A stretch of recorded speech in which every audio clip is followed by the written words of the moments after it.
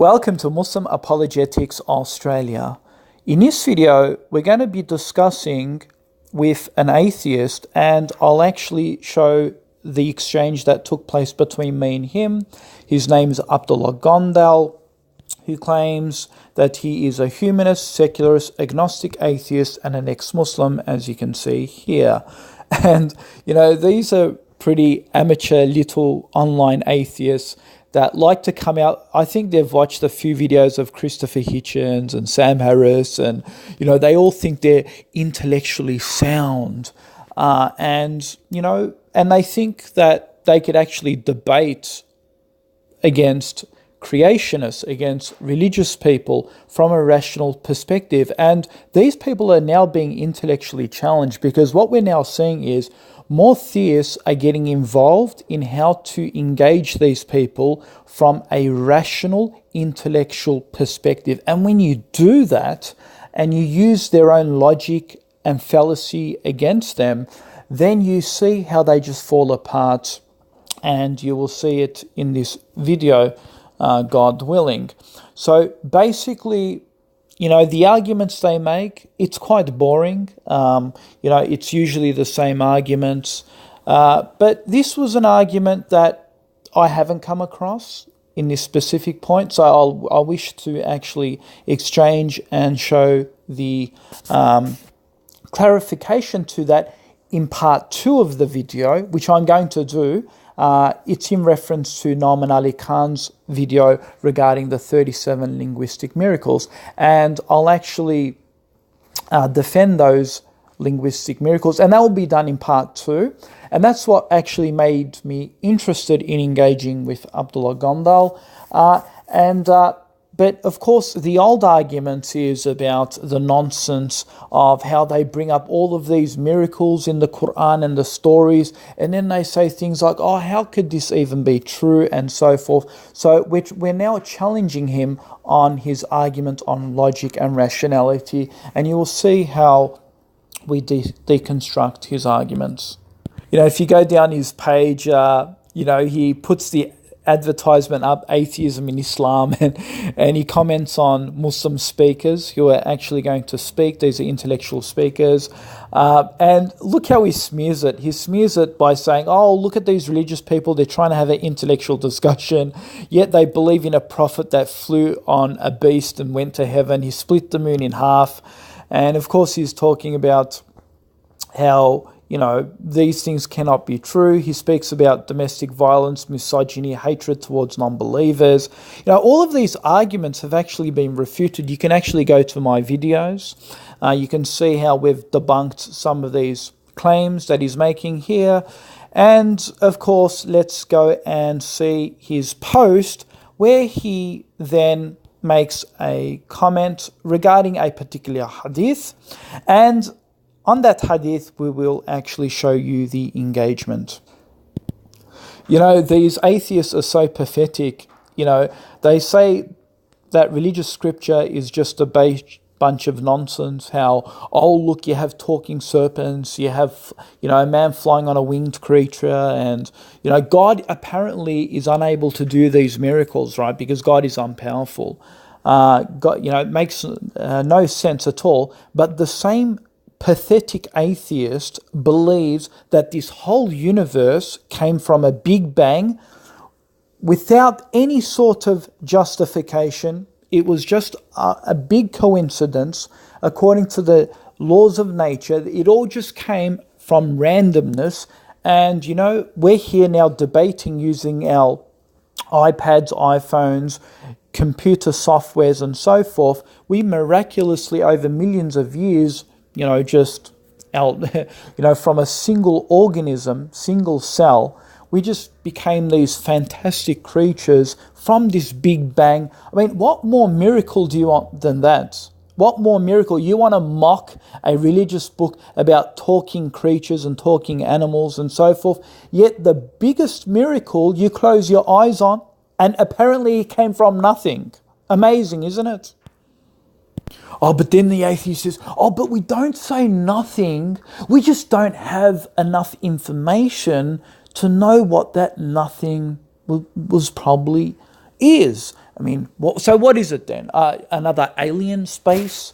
Somewhere out in the galaxies? Was it, I don't know, extraterrestrial creatures that seeded the intelligent life on this planet, like, as Dawkins, possibly puts forward as a rational argument?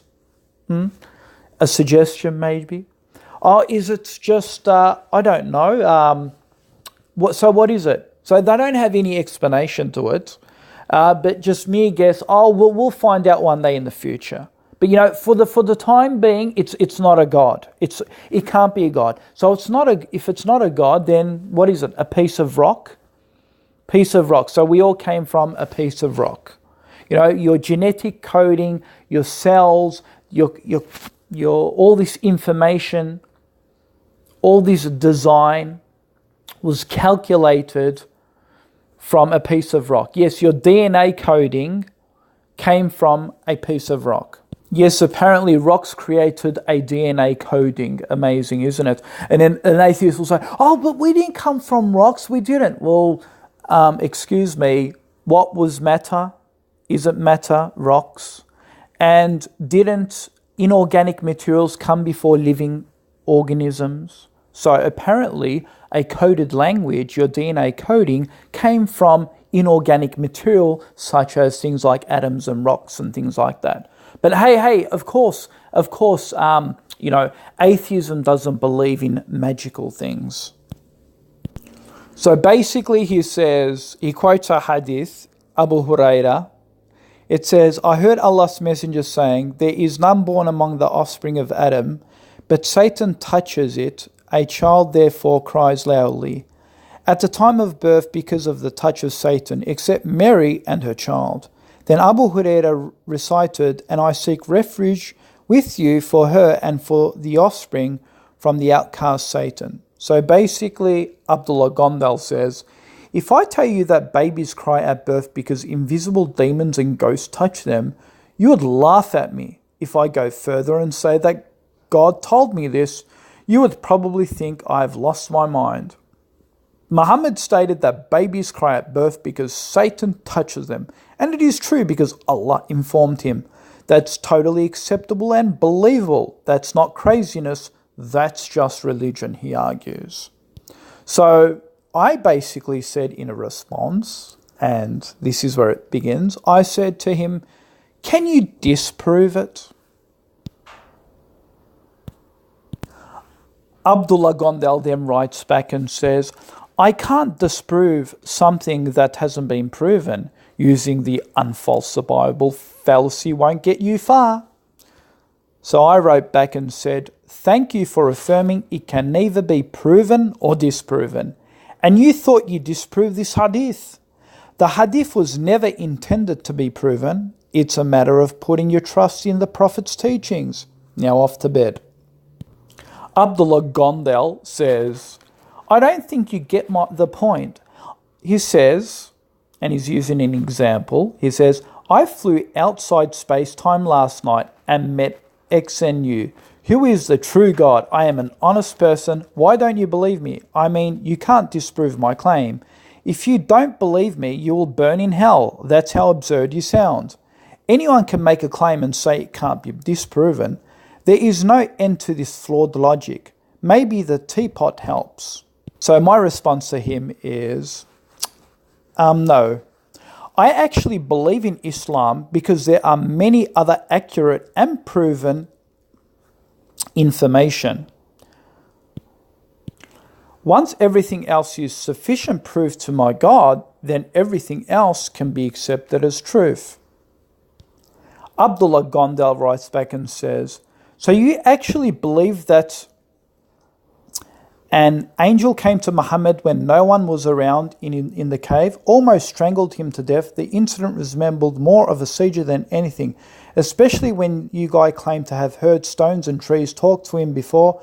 You can't even prove angels exist, let alone. And by the way, folks, you can go and visit my video regarding the Prophet Muhammad squeezed by an angel and so forth like that. And we actually refute the claim that he was having a seizure and so forth. So watch the video below. I'll actually put a hyperlink below and you can see for yourself. So basically he's saying, how can you believe in all of these things that are basically in the unseen? I said, Abdullah, since when did I believe on a prophet on the basis he only travelled to space? So that's pretty much of a bad logic that he suggested, because what the atheist is basically doing is he's saying, oh, a man came to you and said he flew to space, therefore you should believe that he is a prophet of God. See, the Prophet Muhammad never did those things. He didn't just come out to the people and say, oh look, an angel visited me and these are the miracles of Allah, and look, I'm going to fly to heaven with a winged creature, and you know what, I'm going to split the moon in half. Look, you have to believe me, I'm a prophet. No, he didn't do that, all right? He actually came with them with the truth of the Quran, and he showed them many signs through the Quran that it's got wise legislation, linguistic miracles. He actually recited the Quran. He challenged them on their beliefs, on their gods, that they are false gods. So there was a whole process to that, not simply, oh man, a guy just, opened his eyes, and Muhammad appeared in front of him and said, I'm a prophet of God. Look, I could do wonderful miracles. So yes, Abdullah, I didn't believe in Islam because a man claimed to fly to outer space. I looked at multiple detestable evidences in the Quran, then of course determined it was true. Then once that was established, I accepted that God is able to perform all miracles throughout the Quran.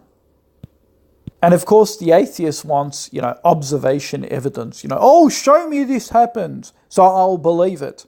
So basically, I said to Abdullah, can you give us scientific evidence that your great-great-great-great-grandmother exists? Please don't give me hearsay. I would like to see observational evidence.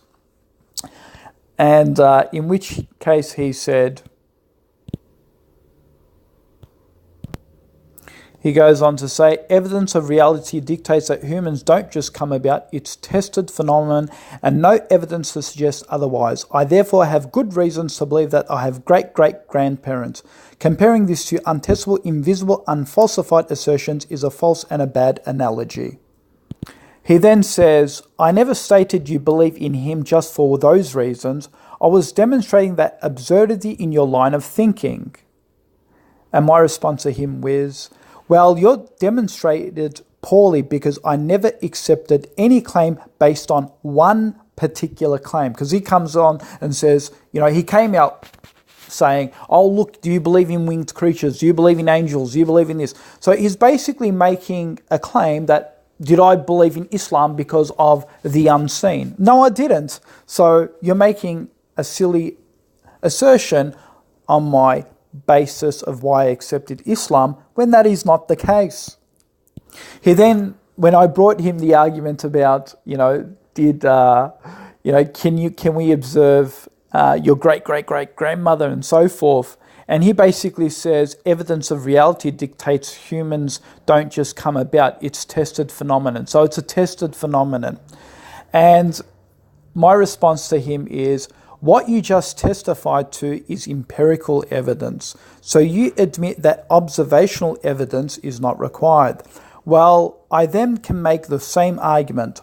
Life lessons show us that the devil exists because of the evil that goes on in the world. There, I don't have to physically prove he exists. I can just tell you that life experiences gives me good reasons he exists. So my argument is now just as valid as yours. He then comes back and says, he can prove his great-great-grandmother existing because, they could look at fossil evidences, pictures of funerals, DNA testing, maybe she wrote a book and all that bunch of nonsense. But anyway, he goes on to say, how do you compare that to a prophet believing in angels, rode on horses, split the moon, and so forth? And my response to him is, I never said I dispute the existence of your great-great-grandmother. What I merely showed you is that not always is the scientific observational method is necessary, even if we may find no traces of that your great-great-great-grandmother, she existed, say, if we didn't find traces of DNA, photo, a funeral book, maybe a book she wrote, if we didn't have any of these things, then, you're still going to follow your rationality, right? It doesn't mean that you need observational evidence for the existence of your grandmother. Thus, if atheists can use rationality to truth, then the same argument can apply to rationality when arguing for God or the unseen world. We thus don't need to physically show God or Satan. His work is enough, just like the works of human in developments and biology. So now that he got cornered, right, he's now coming back, and he doesn't understand the argument, of course. He repeats his nonsense again. He says, so this is what you sound like. He's talking about me. He says, there is this invisible place called hell, an invisible place called heaven, an invisible army of angels, an invisible bad guy called Satan, 2 invisible angels on our shoulders, an invisible God outside space-time. All this is unverifiable, unprovable, untestable. If you don't believe in this, you will be burned in hell forever. That's absurd. Also, your argument is no way even close to mine. You are talking about an untestable idea that is based upon many unfalsified assertions. Let's take a look at a small list for Satan. You have to assert the following. A God exists. He is personal God. He has created humans, jinns, angels. Satan was an angel. Satan refused to bow. And he goes on and on and on. He says the list can keep going. And he says, this is no way should be compared to the example of a grandmother. I can say that existence of evil proves that deism is true and God doesn't care, or evil proves God is a prick, or evil proves that whatever. So he goes on, right? My response to him is, see, here he goes again. I said to him, he thinks that I just woke up one day believing in the unseen world, before checking for other attestable evidences in the Quran, which proves to me it's the word of God. Then I can accept rationality, whatever truth there may else be, based on the testimony of God in things we cannot see. It's pretty simple. If a divine book tells me X, Y, and Z is true, and I test it up with science, which came out true, then I'm going to accept A, B, and C, and D, because on the basis it has true information. Gee, how hard is that to understand? It's interesting because if you asked Abdullah Gondal, for example, is there alien life that exists in outer space on other planets and so forth? He would say possibly. Why? Because there's life on our planet, so he rationally concludes there may be life on other planets. But when it comes to God, they say, oh no, that can't exist. So God as a living form, as a life form, no, he cannot exist. No, of course not. But alien life, yes, that is a possibility in outer space. Of course, that's a possibility. But God, no, of course not. But these invisible alien life forms that exist on other planets, oh, no, we can't see them. There's no testable evidence. There's no observational evidence. But you know what? We can entertain the idea as intellectual atheists. That may exist. Multi-universes may exist. A multiverse may exist. Other universes, possibly. Maybe there are other planets like our planets, like the planet Earth with trees, water. Yeah, they all may exist as well. But God, jinns, Satan, angels, no, that can't be true. No, that can't be true. It's just irrational at the moment. But aliens, possibly. Abdullah then writes back and says, when you can verify that angels exist and talk to humans, then we can go further. He then says, other than that, the Quran is nothing more than an over-glorified poetry book. It repeats the same myths like other religious texts, makes some really bad scientific blunders, you can visit my video below and you can see that we've debunked the apparent scientific blunders in the Quran. Propagates patriarchy, spews out intense hatred towards unbelievers, talks about heaven and hell, talks snakes, dead bodies, and he goes on and on. Same old thing. And my response to him is, all I have to do is prove is that you're wrong and that the Quran gives us enough evidence. It's not just a piece of poetry, but rather it has linguistic miracles that can only come from divine revelation. Take, for example, this video. It's about the 37 linguistic miracles that Noman Ali Khan puts. If it then is established that it is a divine miracle, as shown in the video example, then by that token we can rationally accept the truth in all the unseen things such as angels, devils, gods, hell, heaven, etc. Of course, when you get challenged and we expose your flawed logic, you will then bring up other irrelevant points in order to change the subject. So what was the other irrelevant point? Well, I didn't quote it, but you can see here, he speaks about sex, slavery, and torture. Like, why is he changing the subject? As you can see below, that's why I didn't want to go into it, because he's basically changing the subject from the central issue. The discussion is about rationality. You know, is it irrational to believe in the world of the unseen? But you know what? When he gets refuted, debunked, and challenged on his rationality, the atheist then brings up things like sex, slavery in Islam, and these are off topics. These are worldly topics and off topics to the actual OP. Remember, his original OP was about, you know, should we believe in the world of the unseen? Is religion just a myth? Is this madness? Should we really take this as truth?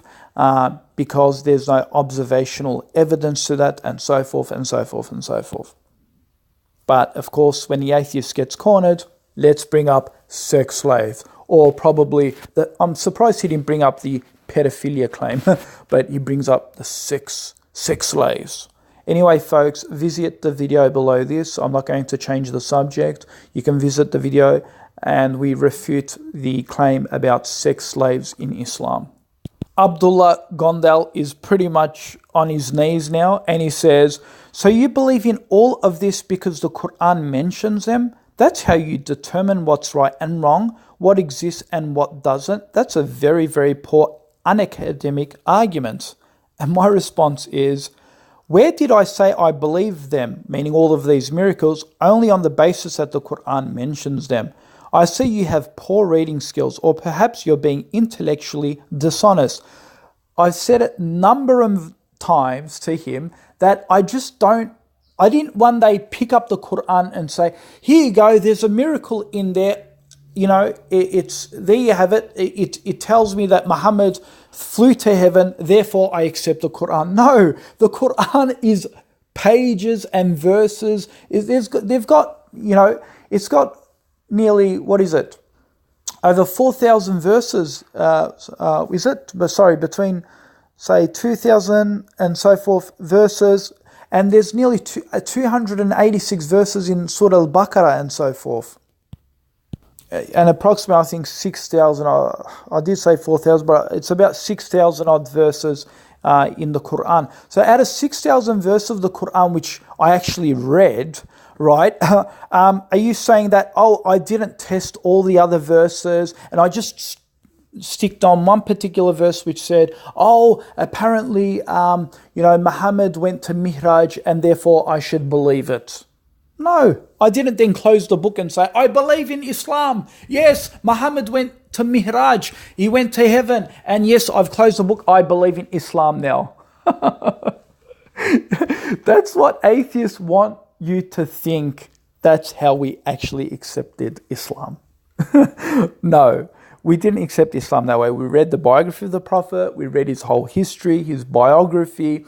We looked at all of his valuable lessons in life. We looked at the Quran. We looked at how it dealt with issues of morality and issues of ethics and how the Quran deals with day-to-day issues. And we looked at the true information within it. And then we compared it. And then we looked at some miracles. We may have looked at some scientific testimonies within the Quran which in lines with today's science, which then strengthens our faith in the Quran even more, that it must be a divine book. And then it goes on and on. We didn't just simply just wake up one day and a book was delivered to us and only one verse came and said, believe in Mihraj of the Prophet. There you go, I'm a Muslim now. So there you have it, folks. This is how you clearly debunk an atheist, someone who thinks is, so intellectually out there, he can debate and engage and he can think that he's like the smart guy. But realistically, when you actually put them in the pressure cooker and you go through the engagement and so forth, you'll see at the end, they don't have any rational standpoint. Okay, because they can't actually disprove any of the claims that you're making.